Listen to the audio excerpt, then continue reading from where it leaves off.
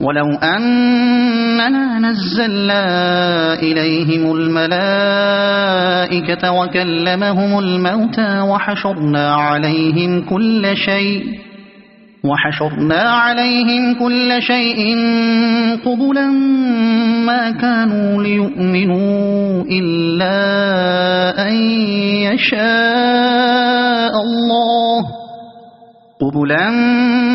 كانوا ليؤمنوا إلا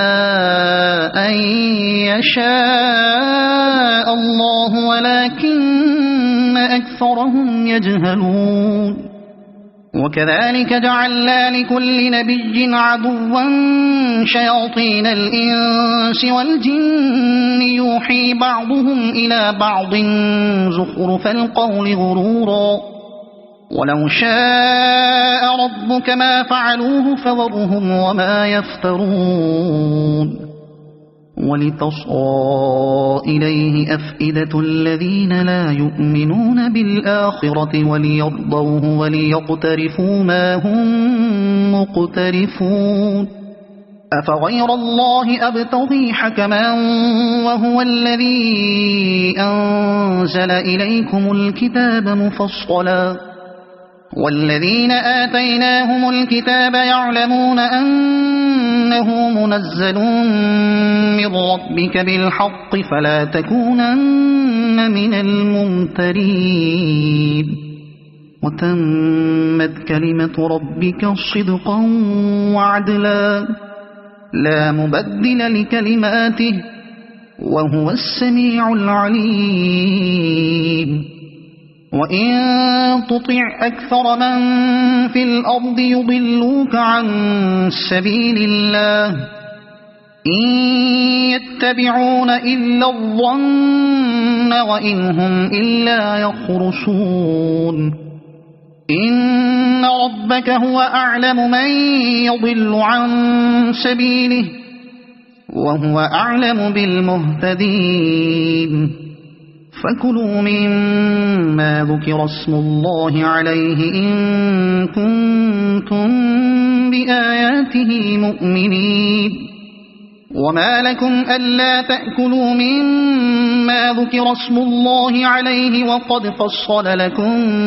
ما حرم عليكم إلا ما اضطررتم إليه وإن كثيرا ليضلون بأهوائهم بغير علم إن ربك هو أعلم بالمعتدين وذروا ظاهر الإثم وباطنه إن الذين يكسبون الإثم سيجزون بما كانوا يقترفون ولا تأكلوا مما لم يذكر اسم الله عليه وإنه لفسق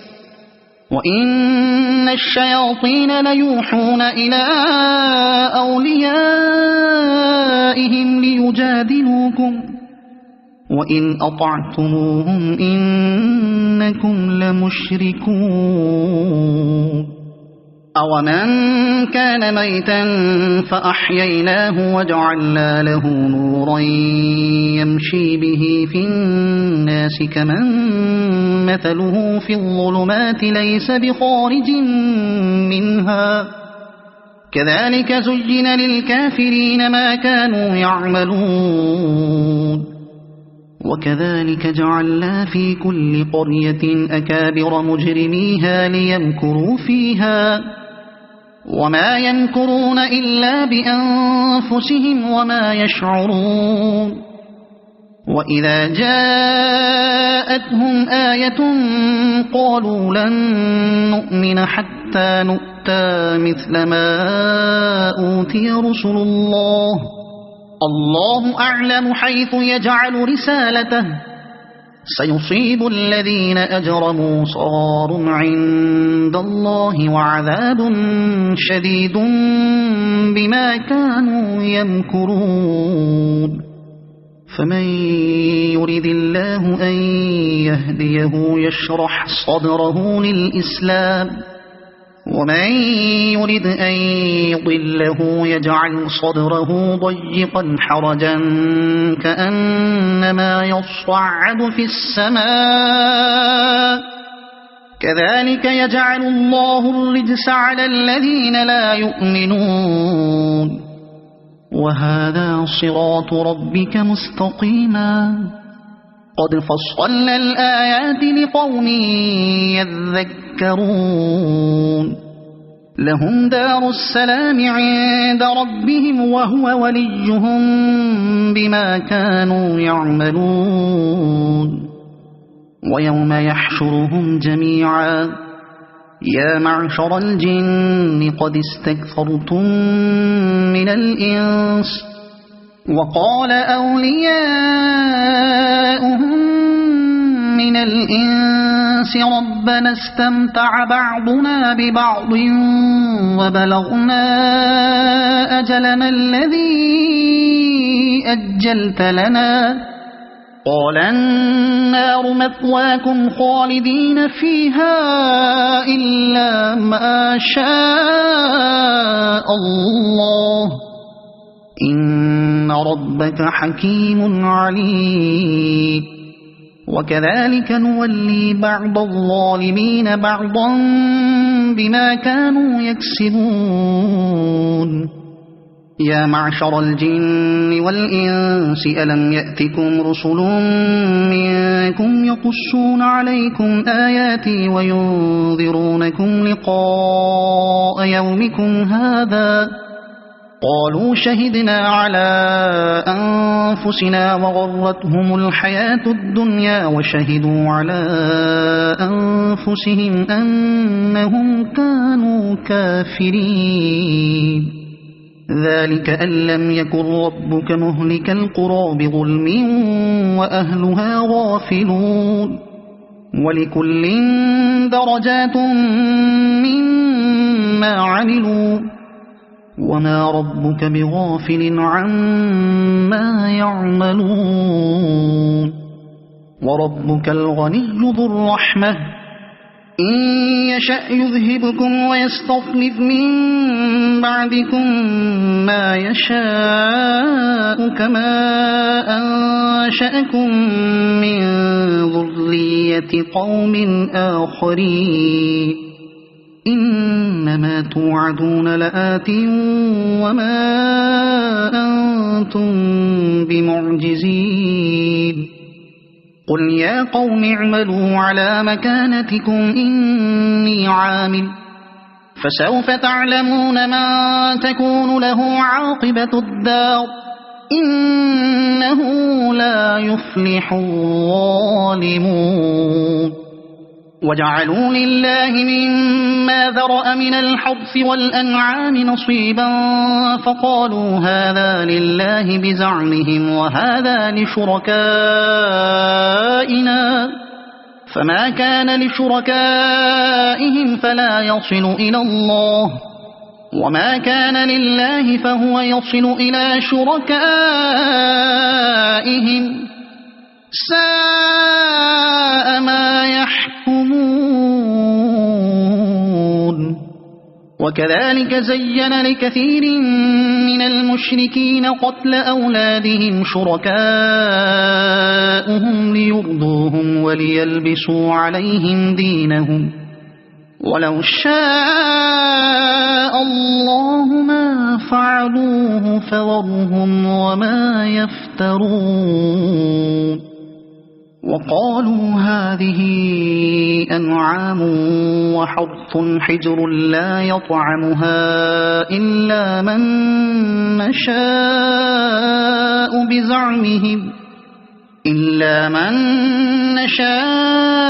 بزعمهم وأنعام حرمت ظهورها وأنعام لا يذكرون اسم الله عليها افتراء عليه سيجزيهم بما كانوا يفترون وقالوا ما في بطون هذه الأنعام خالصة لذكورنا ومحرم على أزواجنا وإن يكن ميتة فهم فيه شركاء سيجزيهم وصفهم إنه حكيم عليم قد خسر الذين قتلوا أولادهم سفها بغير علم وحرموا ما رزقهم الله افتراء على الله قد ضلوا وما كانوا مهتدين وهو الذي أنشأ جنات معروشات وغير معروشات والنخل والزرع مختلفا أكله والزيتون والرمان متشابها وغير متشابه كلوا من ثمره إذا أثمر وآتوا حقه يوم حصاده ولا تسرفوا إنه لا يحب المسرفين ومن الأنعام حمولة وفرشا كلوا مما رزقكم الله ولا تتبعوا خطوات الشيطان إنه لكم عدو مبين 8 أزواج من الضأن 2 ومن المعز 2 قل الذكرين حرم أم الأنثيين أما اشتملت عليه أرحام الأنثيين نبئوني بعلم إن كنتم صادقين ومن الإبل 2 ومن البقر 2 قل الذكرين حرم أم الأنثيين أما اشتملت عليه أرحام الأنثيين أم كنتم شهداء إذ وصاكم الله بهذا فمن أظلم ممن افترى على الله كذبا ليضل الناس بغير علم إن الله لا يهدي القوم الظالمين قل لا أجد فيما أوحي إلي محرما على طاعم يطعمه إلا أن يكون ميتة أو دما مسفوحا أو لحم خنزير فإنه رجس أو فسقا أهل لغير الله به فمن اضطر غير باغ ولا عاد فإن ربك غفور رحيم وعلى الذين هادوا حرمنا كل ذي زفر ومن البقر والغنم حرمنا عليهم شحومهما إلا ما حملت ظهورهما أو الحوايا أو ما اختلط بعض ذلك جزيناهم ببغيهم وإنا لصادقون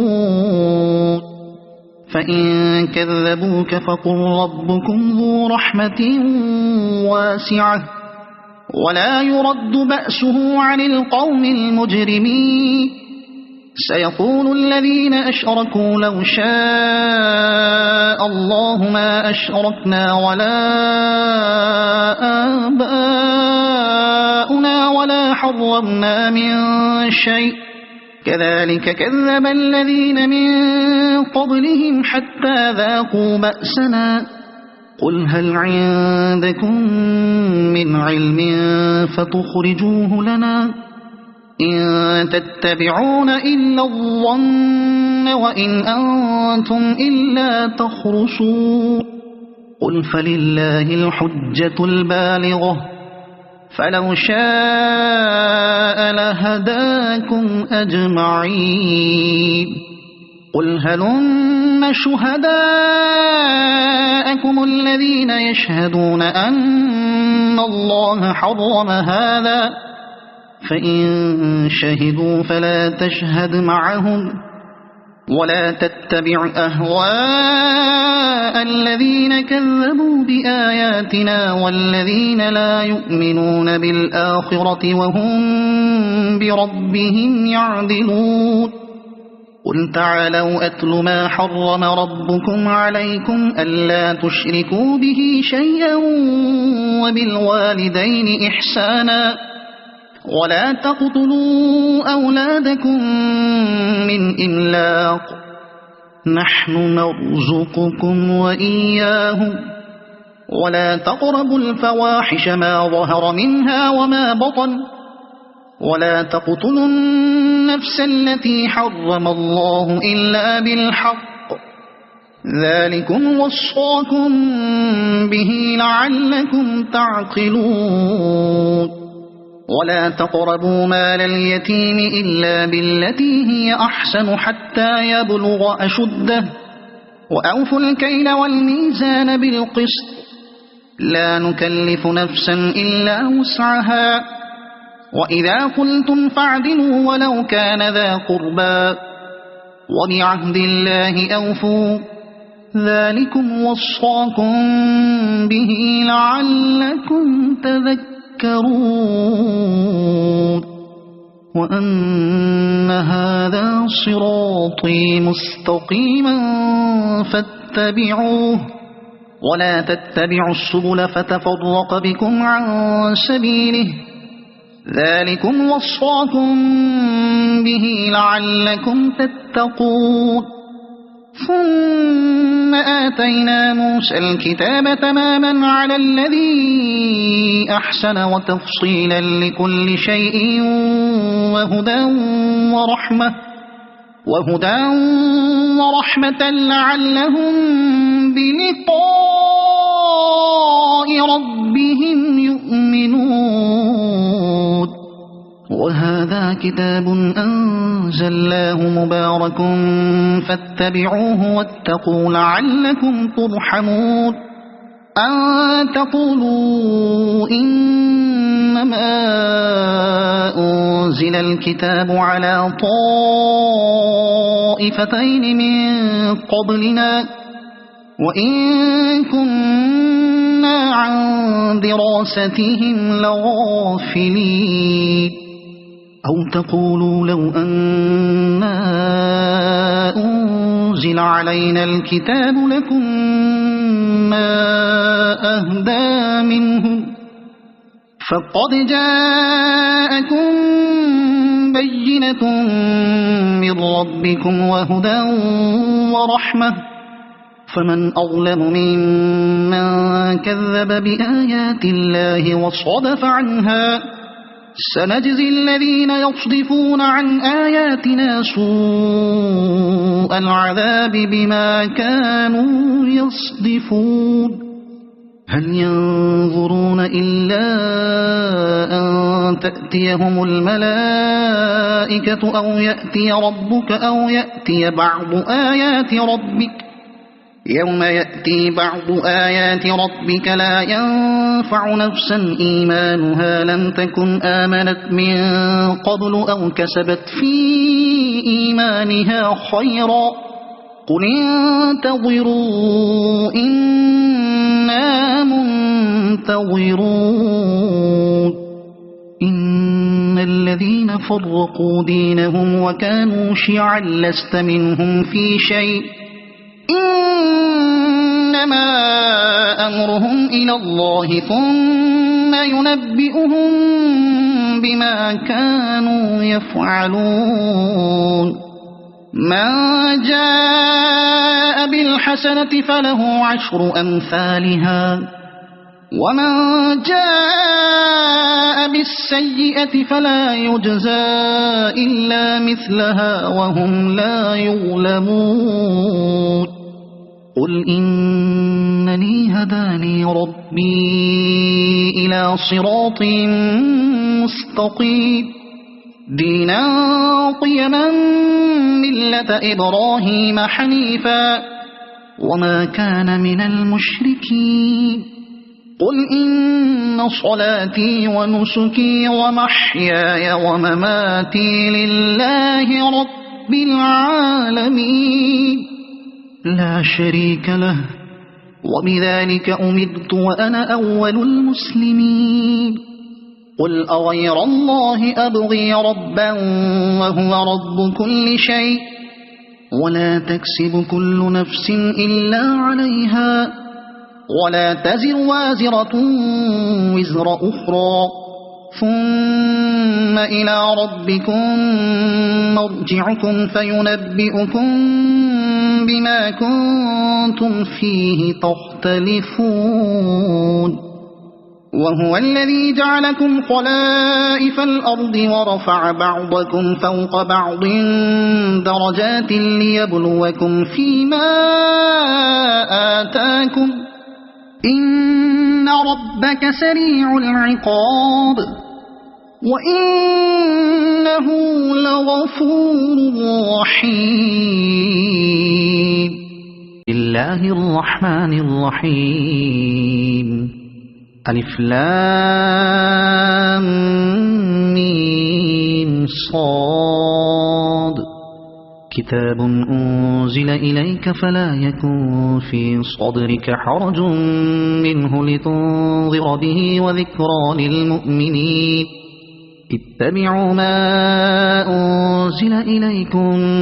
من ربكم ولا تتبعوا من دونه أولياء قليلا ما تذكرون وكم من قرية أهلكناها فجاءها بأسنا بياتا أو هم قائلون فما كان دعواهم إذ جاءهم بأسنا إلا أن قالوا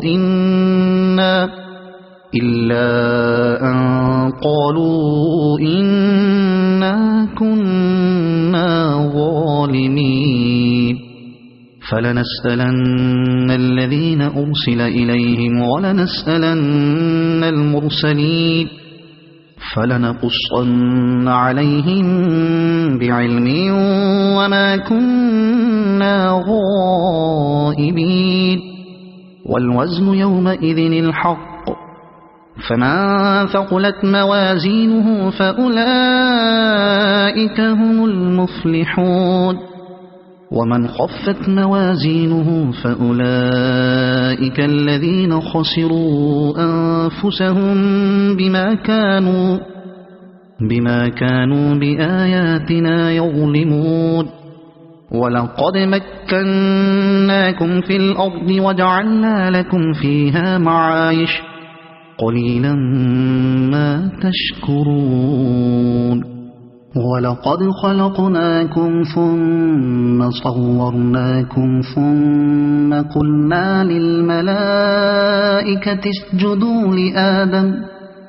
فسجدوا إلا إبليس لم يكن من الساجدين قال ما منعك ألا تسجد إذ أمرتك قال أنا خير منه خلقتني من نار وخلقته من طين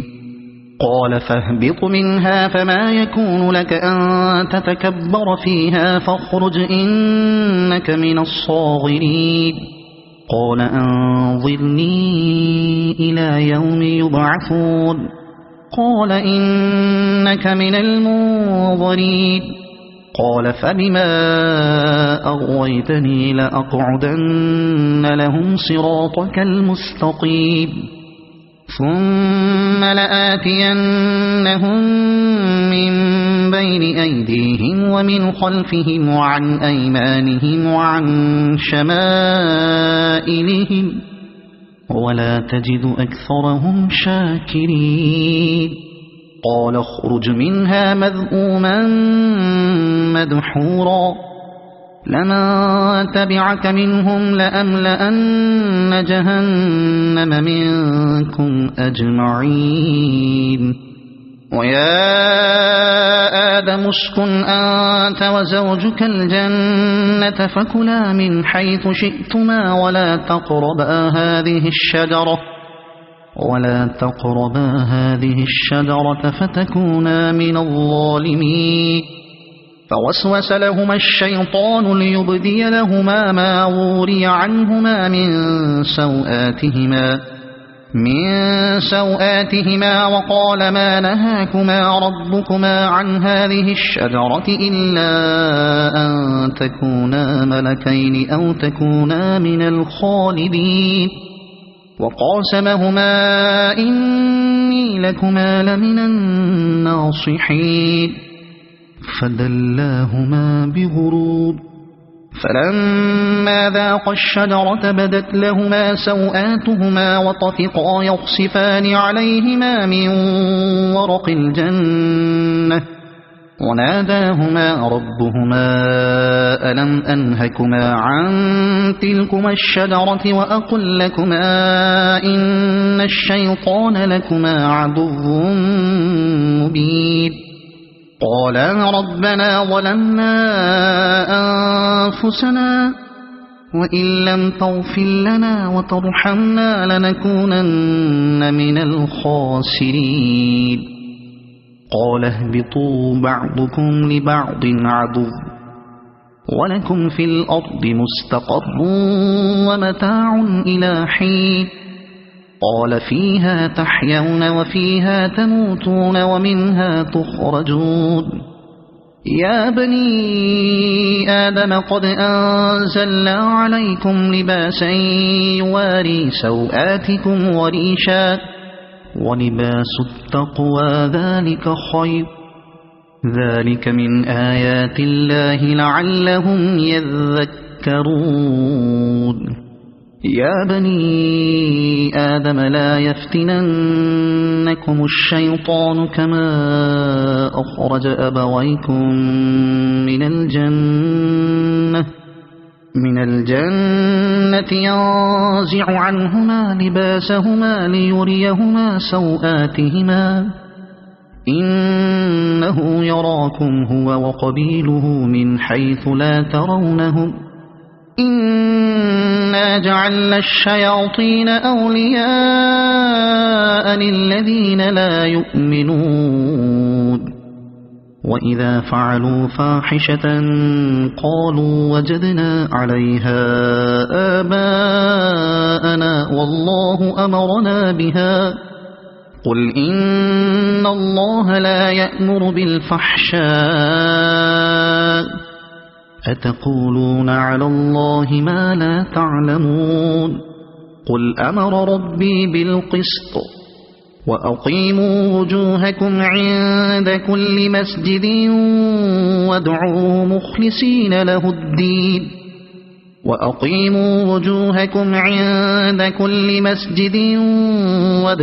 مخلصين له الدين كما بدأكم تعودون. فريقا هدى وفريقا حق عليهم الضلالة إنهم اتخذوا الشياطين أولياء من دون الله ويحسبون أنهم مهتدون. يا بني آدم خذوا زينتكم عند كل مسجد وكلوا واشربوا ولا تسرفوا إنه لا يحب المسرفين. قل من حرم زينة الله التي أخرج لعباده والطيبات من الرزق قل هي للذين آمنوا في الحياة الدنيا خالصة يوم القيامة كذلك نفصل الآيات لقوم يعلمون. قل إنما حرم ربي الفواحش ما ظهر منها وما بطن والإثم والبغي بغير الحق وأن تشركوا بالله ما لم ينزل به سلطانا وأن تقولوا على الله ما لا تعلمون. ولكل أمة أجل فإذا جاء أجلهم لا يستأخرون ساعة ولا يستقدمون يا بني آدم إما يأتينكم رسل منكم يقصون عليكم آياتي فمن اتقى وأصلح فلا خوف عليهم ولا هم يحزنون والذين كذبوا بآياتنا واستكبروا عنها أولئك أصحاب النار هم فيها خالدون فمن أظلم ممن افترى على الله كذبا أو كذب بآياته أولئك ينالهم نصيبهم من الكتاب حتى إذا جاءتهم رسلنا يتوفونهم قالوا أين ما كنتم تدعون من دون الله قالوا ضلوا عنا وشهدوا على أنفسهم أنهم كانوا كافرين قال ادخلوا في قد خلت من قبلكم من الجن والإنس في النار كلما دخلت أمة لعنت أختها حتى إذا اداركوا فيها جميعا قالت أخراهم لأولاهم ربنا هؤلاء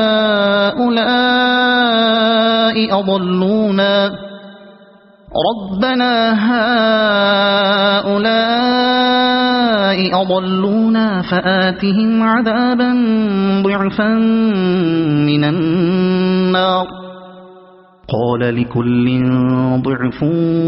ولكن لا تعلمون وقالت أولاهم لأخراهم فما كان لكم علينا من فضل فذوقوا العذاب بما كنتم تكسبون إن الذين كذبوا بآياتنا واستكبروا عنها لا تفتح لهم أبواب السماء ولا يدخلون الجنة حتى يلج الجمل في سم الخياط وكذلك نجزي المجرمين لهم من جهنم مهاد ومن فوقهم غواش وكذلك نجزي الظالمين والذين آمنوا وعملوا الصالحات لا نكلف نفسا إلا وسعها أولئك أصحاب الجنة هم فيها خالدون ونزعنا ما في صدورهم من غل تجري من تحتهم الأنهار وقالوا الحمد لله الذي هدانا لهذا وما كنا لنهتدي لولا أن هدانا الله لقد جاءت رسل ربنا بالحق ونودوا أن تلكم الجنة أورثتموها بما كنتم تعملون ونادى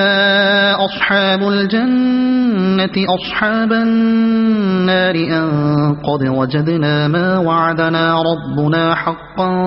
فهل وجدتم ما وعد ربكم حقا قالوا نعم فأذن مؤذن بينهم اللعنة الله على الظالمين الذين يصدون عن سبيل الله ويبغونها عوجا وهم بالآخرة كافرون وبينهما حجاب وعلى الأعراف رجال يعرفون كلا بسيماهم ونادوا أصحاب الجنة أن سلام عليكم لم يدخلوها وهم يطمعون وإذا صرفت أبصارهم تلقاء أصحاب النار قالوا ربنا لا تجعلنا مع القوم الظالمين ونادى أصحاب الأعراف رجالا يعرفونهم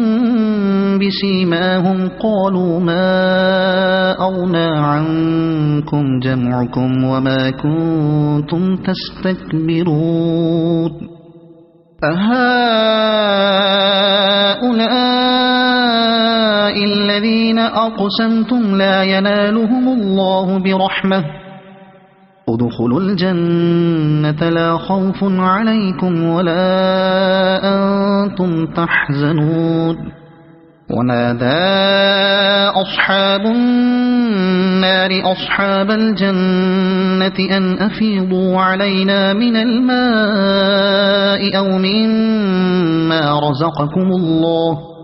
قالوا إن الله حرمهما على الكافرين الذين اتخذوا دينهم لهوا ولعبا وغرتهم الحياة الدنيا فاليوم ننساهم كما نسوا لقاء يومهم هذا وما كانوا بآياتنا يجحدون ولقد جئناهم بكتاب فصلناه على علم هدى ورحمة لقوم يؤمنون هل ينظرون إلا تأويله يوم يأتي تأويله يقول الذين نسوه من قبل قد جاءت رسل ربنا بالحق فهل لنا من شفعاء فيشفعوا لنا أو نرد فنعمل غير الذي كنا نعمل قد خسروا أنفسهم وضل عنهم ما كانوا يفترون إن ربكم الله الذي خلق السماوات والأرض في 6 أيام ثم استوى على العرش يغشي الليل النهار يطلبه حثيثا والشمس والقمر والنجوم مسخرات بأمره ألا له الخلق والأمر تبارك الله رب العالمين ادعوا ربكم تضرعا وخفية إنه لا يحب المعتدين ولا تفسدوا في الأرض بعد إصلاحها وادعوه خوفا وطمعا إن رحمة الله قريب من المحسنين وهو الذي يرسل الرياح بشرا بين يدي رحمته حتى إذا أقلت سحابا ثقالا سقناه لبلد ميت فأنزلنا به الماء فأخرجنا به من كل الثمرات كذلك نخرج الموتى لعلكم تذكرون والبلد الطيب يخرج نباته بإذن ربه والذي خبث لا يخرج إلا نكدا كذلك نصرف الآيات لقوم يشكرون لقد أرسلنا نوحا إلى قومه فقال يا قوم اعبدوا الله ما لكم من إله غيره إني أخاف عليكم عذاب يوم عظيم قال الملأ من قومه إنا لنراك في ضلال مبين قال يا قوم ليس بي ضلالة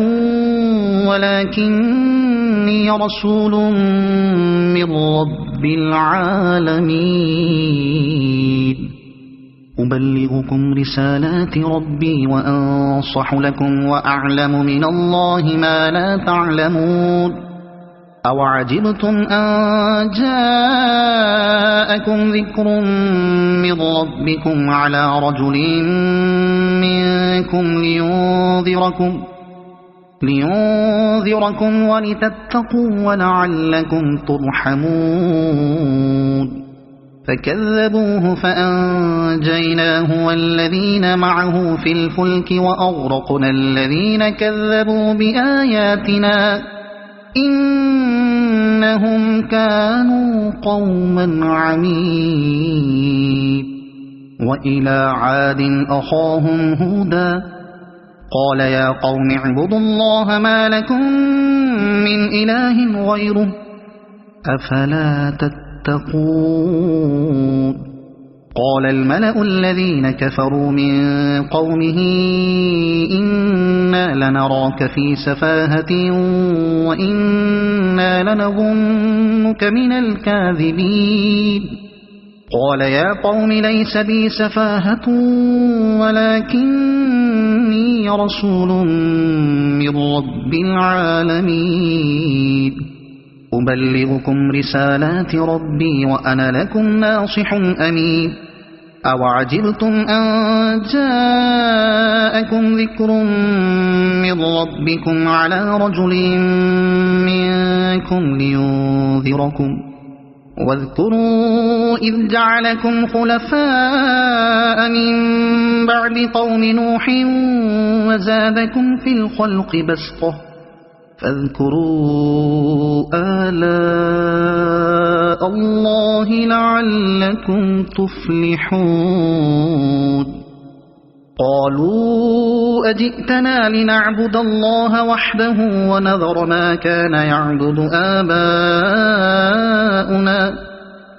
فأتنا بما تعدنا إن كنت من الصادقين قال قد وقع عليكم من ربكم رجس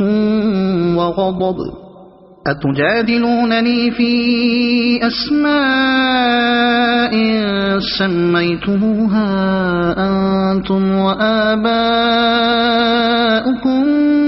ما نزل الله بها من سلطان فانتظروا إني معكم من المنتظرين فأنجيناه والذين معه برحمة منا وقطعنا دابر الذين كذبوا بآياتنا وما كانوا مؤمنين وإلى ثمود أخاهم صالحا قال يا قوم اعبدوا الله ما لكم من إله غيره قد جاءتكم بينة من ربكم هذه ناقة الله لكم آية فذروها تأكل في أرض الله ولا تمسوها بسوء فيأخذكم عذاب أليم واذكروا إذ جعلكم خلفاء من بعد عاد وبوأكم في الأرض تتخذون من سهولها قصورا وتنحتون الجبال بيوتا فاذكروا آلاء الله ولا تعثوا في الأرض مفسدين قال الملأ الذين استكبروا من قومه للذين استضعفوا لمن آمن منهم أتعلمون أن صالحا مرسل من ربه قالوا إنا بما أرسل به مؤمنون قال الذين استكبروا إنا إنا بالذي آمنتم به كافرون فعقروا الناقة وعتوا عن أمر ربهم وقالوا يا صالح ائتنا بما تعدنا إن كنت من المرسلين فأخذتهم الرجفة فأصبحوا في دارهم جاثمين فتولى عنهم وقال يا قوم لقد أبلغتكم رسالة ربي ونصحت لكم ولكن لا تحبون الناصحين ولوطا إذ قال لقومه أتأتون الفاحشة ما سبقكم بها من أحد من العالمين إنكم لتأتون الرجال شهوة من دون النساء بل أنتم قوم مسرفون وما كان جواب قومه إلا أن قالوا أخرجوهم من قريتكم إنهم أناس يتطهرون فأنجيناه وأهله إلا امرأته كانت من الغابرين وأمطرنا عليهم مطرا فانظر كيف كان عاقبة المجرمين وإلى مدين أخاهم شعيبا قال يا قوم اعبدوا الله ما لكم من إله غيره قد جاءتكم بينة من ربكم فأوفوا الكيل والميزان ولا تبخسوا الناس أشياءهم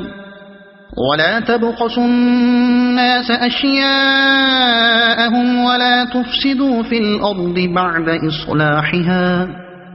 ذلكم خير لكم إن كنتم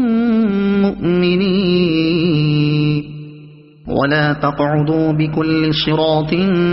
توعدون وتصدون عن سبيل الله من آمن به وتبغونها عوجا واذكروا إذ كنتم قليلا فكثركم وانظروا كيف كان عاقبة المفسدين وإن كان طائفة منكم آمنوا بالذي أرسلت به وطائفة